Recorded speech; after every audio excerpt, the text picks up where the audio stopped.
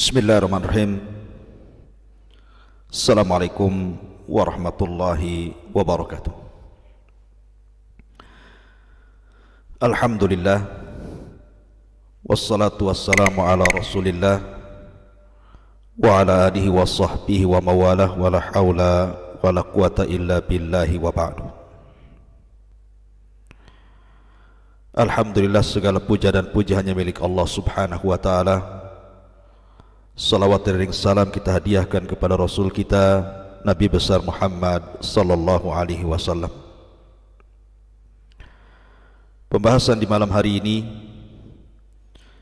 kita akan mencoba mengenal madzhabul arba', imam-imam yang mencetuskan madhab. Siapa mereka? Mereka adalah Al-Imam Abu Hanifah, Nu'man ibn Thabit, Al-Imam Malik ibn Anas, Al-Imam Muhammad ibn Idris Asy-Syafi'i, dan Al-Imam Ahmad ibn Hanbalin rahimahumullahul jami'. Ma'asyiral muslimin yang dimuliakan Allah subhanahu wa ta'ala, teringat dengan perkataan Imam Syafi'i rahimahullahu ta'ala,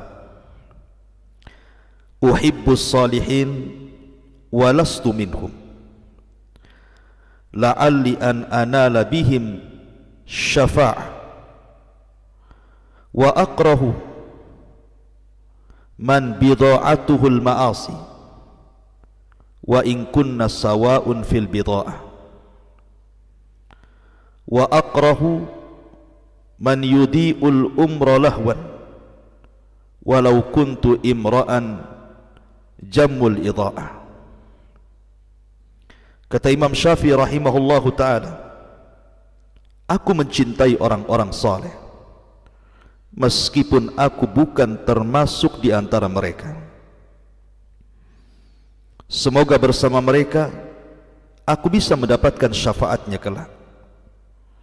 Dan aku membenci para pelaku maksiat meskipun aku tak berbeda dengan mereka.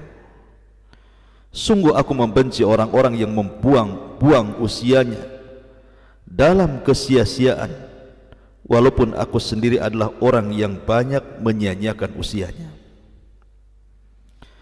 Lihat perkataan Imam Syafi'i rahimahullahu ta'ala, uhibbus salihin walastu minhum.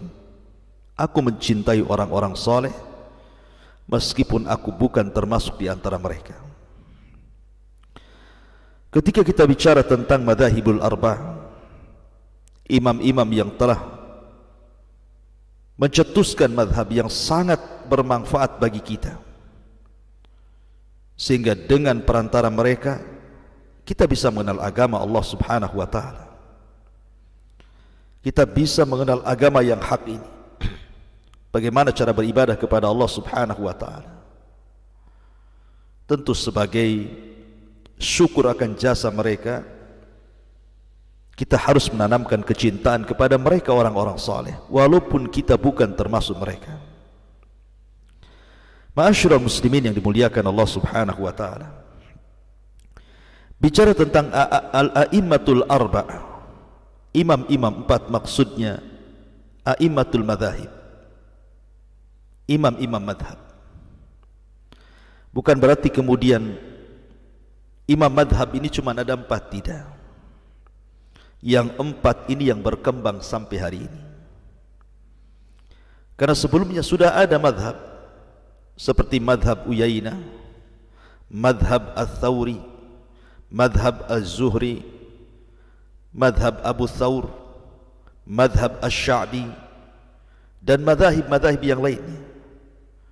Tetapi mereka hilang dimakan zaman dan tidak ada yang mendakwahkannya, sehingga kemudian yang tersisa sampai kepada kita hanyalah empat madhab yang diakui, yang kita kenal dengan Al-Hanafi, pengikut madhab Abu Hanifah, Al-Maliki, pengikut madhab Imam Malik, Asy-Syafi'i, pengikut madhab Imam Syafi'i, dan Al-Hanbali, pengikut Imam Ahmad ibn Hanbal rahimahullahu ta'ala.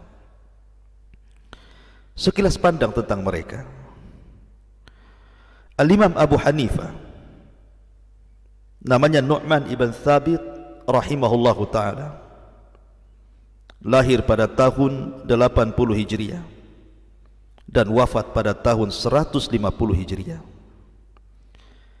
Dia pencetus mazhab Hanafi yang ada di Irak, Baghdad. Kemudian Al-Imam Malik ibn Anas rahimahullahu ta'ala, lahir pada tahun 93 Hijriah dan wafat pada tahun 179 Hijriah. Madhabnya disebut Maliki, dan dia mentaksis, membangun madhabnya di Hijaz, kota Madinah Al-Munawwarah.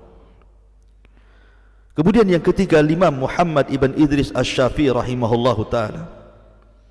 Beliau lahir pada tahun 150 Hijriah dan wafat pada tahun 204 Hijriah. Dan madhabnya disebut Asy-Syafi'i, dan diasas madhabnya di Baghdad, kemudian ditambah di Mesir. Kemudian juga Imam Ahmad ibn Hanbal rahimahullahu ta'ala yang lahir pada tahun 164 Hijriah dan wafat pada tahun 241 Hijriah. Madhabnya disebut Hambali, dan ia mengasas atau mengasas madhabnya, mendirikan madhabnya di Baghdad. Kemudian dari 4 madhab ini menyebar ke seantero dunia. Ma'asyiral muslimin yang dimuliakan Allah Subhanahu wa taala. Adapun Abu Hanifah, Nu'man ibn Thabit, dia adalah seorang faqih, seorang alim, dan dia awal atau yang pertama dari 4 madhab yang kita sedang bicarakan. Ma'asyiral muslimin yang dimuliakan Allah Subhanahu wa taala, Abu Hanifah mendapatkan gelar Al-Imamul A'zam, dan dia dikenal dengan ilmunya yang sangat luas, akhlaknya yang sangat baik, sampai-sampai Al-Imam Asy-Syafi'i rahimahullahu ta'ala mengatakan, man arada an yatabahhara fil fiqhi fahuwa iyalun ala Abi Hanifah. Siapa yang hendak meluaskan pengetahuan tentang fikihnya, maka sesungguhnya Abu Hanifah lah tempat kembalinya. Dan Abu Hanifah termasuk generasi yang sangat luar biasa yang disabdakan Nabi SAW, khairun nasi qarni thumma alladhina yalunahum thumma alladhina yalunahum. Sebaik-baik generasi adalah zamanku, maksudnya Rasul dan para sahabat. Kemudian setelahnya maksudnya para tabi'in, dan setelahnya para tabi'in. Abu Hanifah masuk pada generasi kedua, artinya dia seorang tabi'in, masuk pada generasi terbaik umat ini yang disabdakan Nabi SAW tadi. Bahkan dia berjumpa dengan para sahabat Rasul seperti Anas ibn Malik radhiyallahu anhu. Abu Hanifah terkenal dengan waraknya, terkenal dengan ibadahnya, bahkan setiap malam dia menghatamkan Al-Quran, terkenal dengan ikhlasnya dan juga kuat pendiriannya. Dan Abu Hanifah, dia mendasari madhabnya dengan kembali kepada Al-Quran Al-Karim, sunnah Nabi SAW, ijma' dan juga qiyas, serta al-ihtihsan, al-istihsan, dan juga al-urf wal-adat.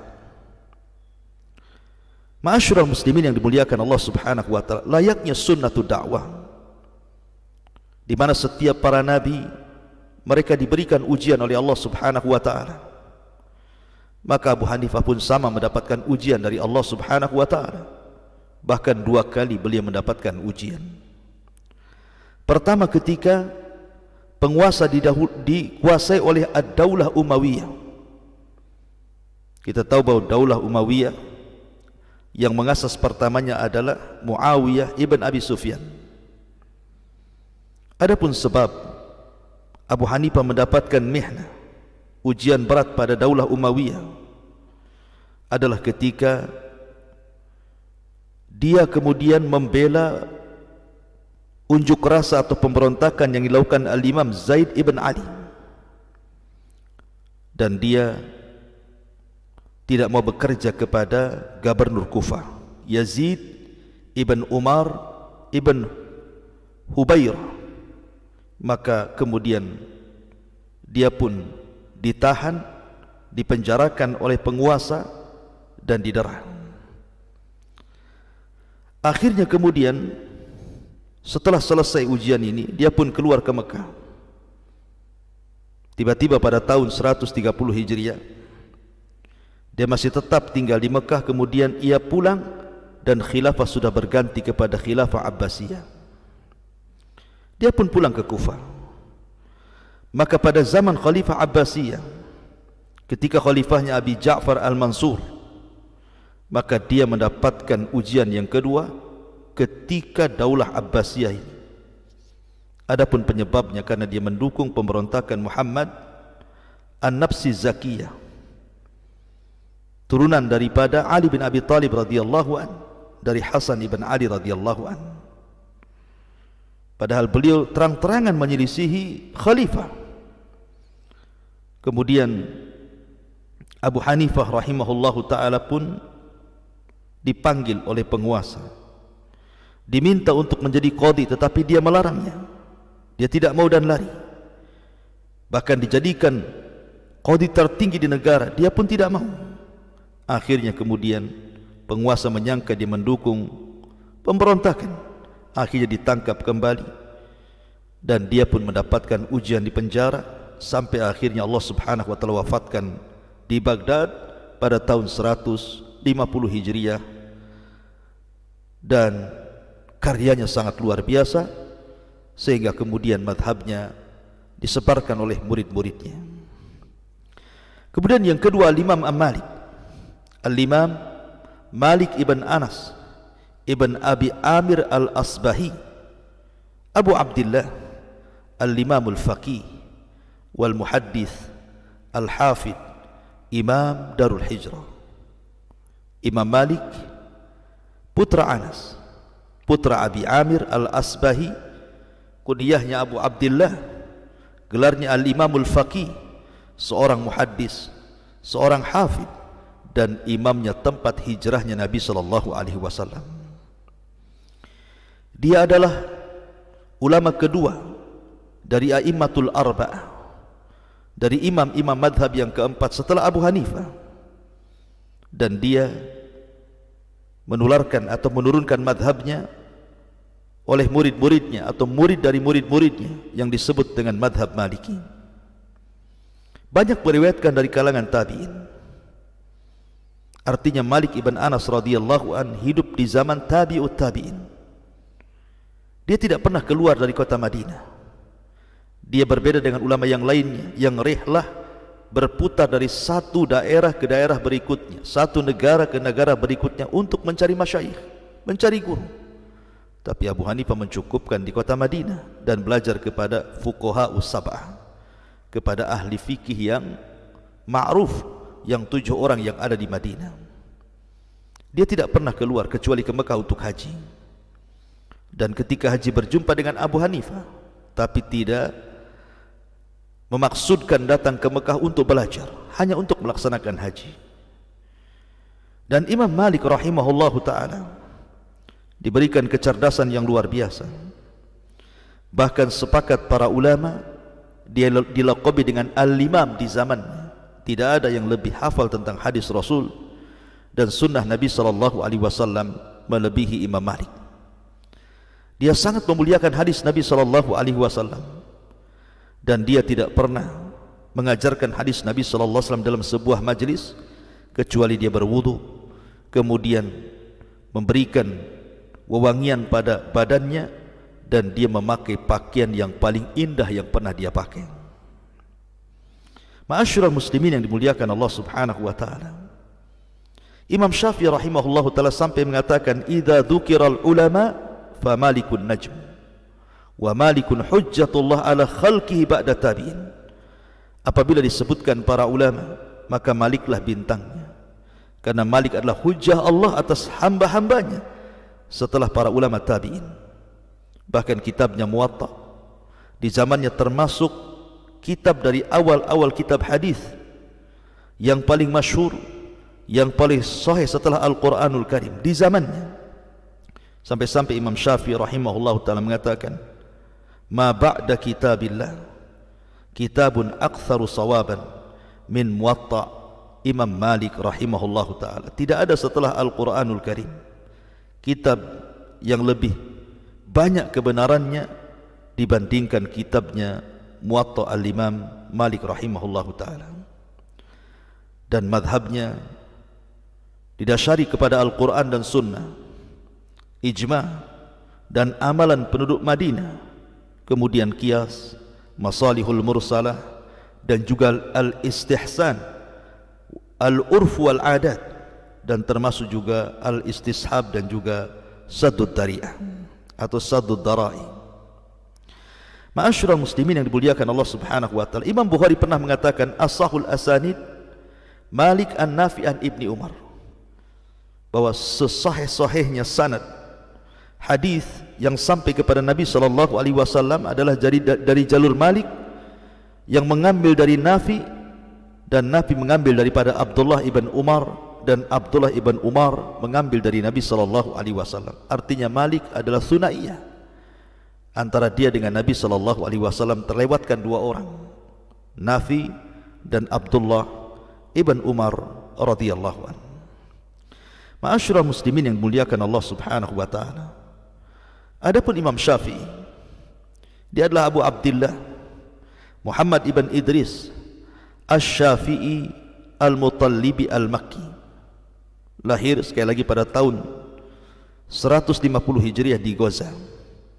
Kemudian ibunya membawa ke Mekah, dan dia sudah hafal Quran sebelum balik. Kemudian dia belajar kepada banyak para ulama di Mekah, salah satunya Sufyan ibn Uyainah rahimahullahu ta'ala. Bahkan di usia 17 tahun dia sudah menghafal kitabnya Malik al-Muwatta sebelum belajar kepada Imam Malik hanya dalam tempo 9 hari saja karena kekuatan hafalannya. Kemudian dia kembali ke Mekah, kemudian dia pergi ke Yaman, pergi ke Irak, kemudian kembali lagi ke Mekah, kemudian kembali lagi ke Irak, sampai akhirnya ke Mesir, dan dia tinggal di Mesir, dan Allah wafatkan di Mesir. Dan Imam Syafi'i rahimahullahu ta'ala adalah Imam Nasirus Sunnah, Imam pengasas kitab Usulul Fiqih Ar-Risalah.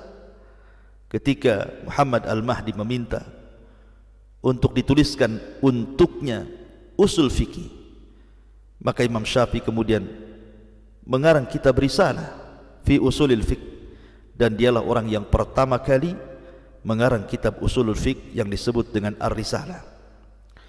Ma'asyiral muslimin yang dimuliakan Allah Subhanahu wa taala.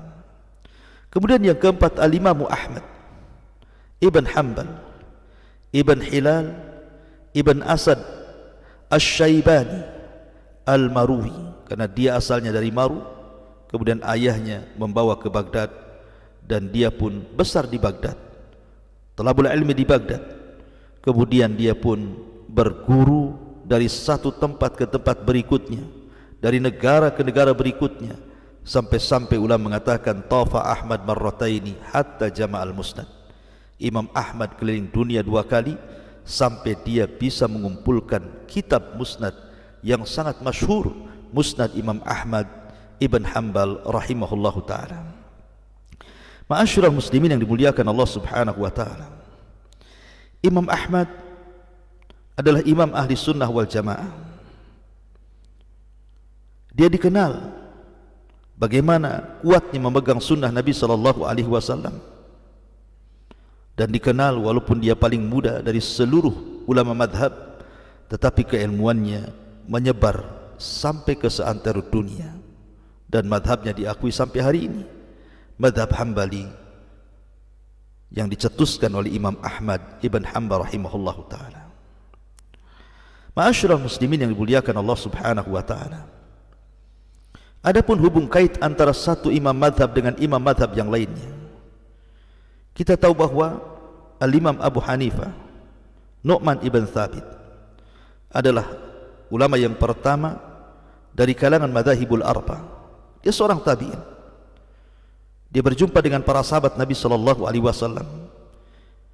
Dia hanya berjumpa dengan Imam Malik saat haji. Dan Abu Hanifah mengambil ilmu Imam Malik sebagaimana Imam Malik juga mengambil ilmunya Abu Hanifah. Adapun Imam Malik Ibn Anas sendiri adalah gurunya Imam Syafi'i rahimahullahu ta'ala, yang dikatakan Imam Syafi'i, kalaulah disebutkan ulama maka Maliklah bintangnya, karena di tangan Imam Malik Imam Syafi'i menjadi orang besar. Dan juga Imam Syafi'i sendiri adalah guru bagi Imam Muhammad atau bagi Imam Ahmad Ibn Hanbal rahimahullahu ta'ala. Artinya ada hubung kait. Imam Ahmad muridnya Imam Syafi'i, Imam Syafi'i muridnya Imam Malik, dan Imam Malik pernah mengambil istifadah ilmu daripada Abu Hanifah saat haji. Ma'asyiral muslimin yang dimuliakan Allah subhanahu wa ta'ala, makanya kita lihat karena ada hubung kait satu imam mazhab dengan imam mazhab yang lainnya, maka terjadilah saling memuja dan memuji antara mereka. Seperti Imam Syafi'i rahimahullah tadi tentang Imam Malik ibn Anas, maka Imam Syafi'i rahimahullah ta'ala mengatakan, idza dzukira al-ulama fa Malikun najm. Apabila disebutkan tentang Imam Malik, maka dialah bintangnya. Kemudian Abu Hanifah pernah dipuji oleh Imam Malik rahimahullah ta'ala ketika Imam Syafi'i bertanya kepada Imam Malik, hal ra'aita Abu Hanifah wa nadartahu? Ya Imam, kata Imam Syafi'i kepada Imam Malik, apakah engkau pernah melihat Abu Hanifah? Apakah engkau pernah berdebat dengannya? Faqala, maka Imam Malik mengatakan, na'am, ra'aitu rajulan law nadhara ila hadhihi sariyati wa hiya min hijaratin faqala innaha min dhahabin laqama bihujjatihi. Kata Imam Malik, ya,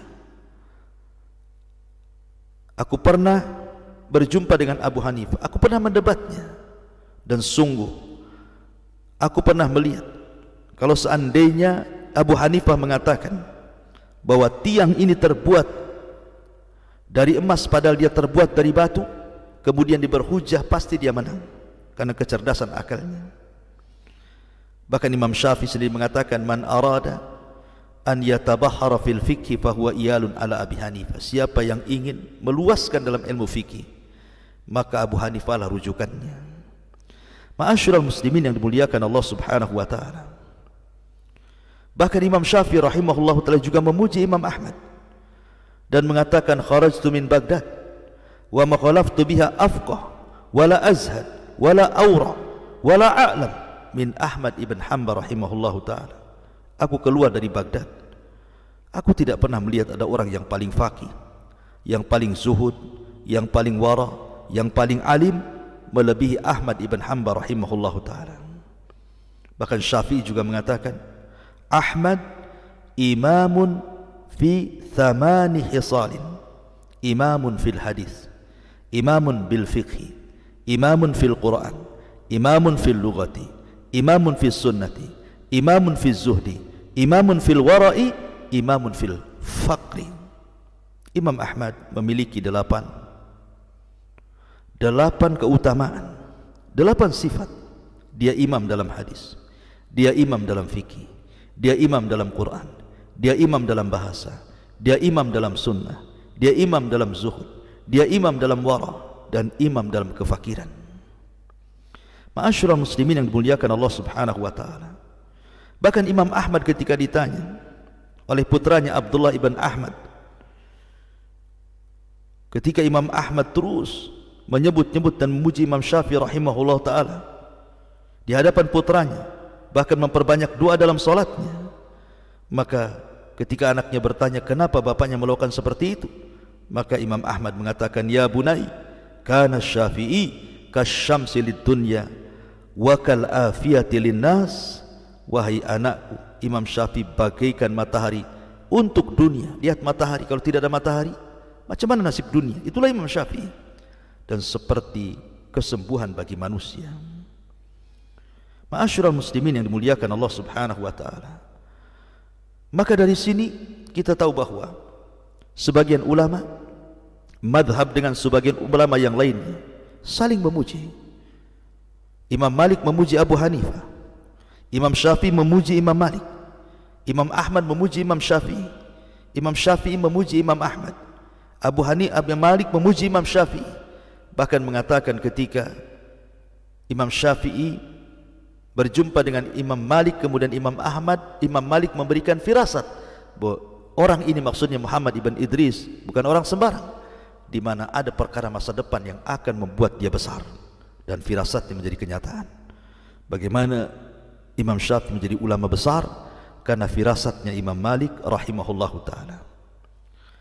Kalau seandainya para imam yang mencetuskan madhab ini satu dengan yang lainnya saling memuji, saling membesarkan, saling mengagungkan, kemudian tiba-tiba para pengikutnya saling memusuhi, para pengikutnya saling bercanggah, para pengikutnya saling berselisih, padahal perselisihan di antara mereka sangat jelas, di mana madhab Malik terkadang berselisih dengan madhab Syafi'i, madhab Syafi'i berselisih dengan madhab Hambali, terutama dengan madhab Hanafi.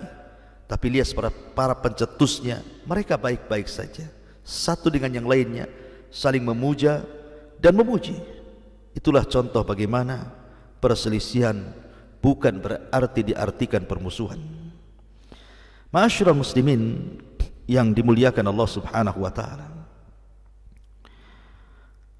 Kalau kita melihat sejarah, maka madhab-madhab yang disebutkan oleh para ulama tersebar di berbagai macam negara, tersebar di dunia, dan itu karena keberkahan semua ulama madhab ini, sehingga ilmunya sangat bermanfaat kepada kita. Oleh karena itulah maka bersyukurlah kita kepada Allah Subhanahu wa taala. Allah Subhanahu wa taala masih mengirimkan kepada kita untuk menjaga agamanya. Salah satunya lewat madhahibul arba, 4 imam pencetus madhab yang akhirnya kemudian manusia dimudahkan untuk belajar agama lewat perantara mereka yang merupakan pewaris para nabi. Wallahu alam bisawab. Mudah-mudahan yang sedikit ini bermanfaat. Subhanakallahumma bihamdika asyhadu an la ilaha illa anta astaghfiruka wa atubu ilaik. Allahu ta'ala alam. Assalamualaikum warahmatullahi